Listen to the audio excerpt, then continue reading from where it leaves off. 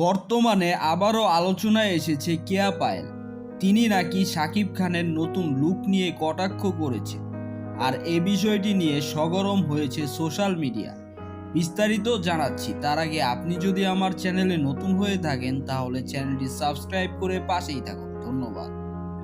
বাংলা নাটকে বর্তমানে সবচেয়ে আলোচিত ও জনপ্রিয় অভিনেত্রী কেয়া পায়েল, যিনি কিনা বিভিন্ন সময়ে বিভিন্ন কারণে হয়েছেন খবরের শিরোনামে। এবার আলোচনায় এসেছেন নতুন এক টপিক নিয়ে। সম্প্রতি সময়ে একটি অনুষ্ঠানে যায় কেয়া পায়েল।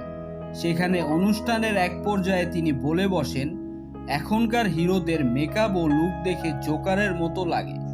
এখন অনেকেই মনে করছেন যে এই কথাটি কেয়া পায়েল শাকিব খানের উদ্দেশ্যে বলেন, আর এজন্যই চটেছেন শাকিব খানের ভক্ত অনুরাগীরা।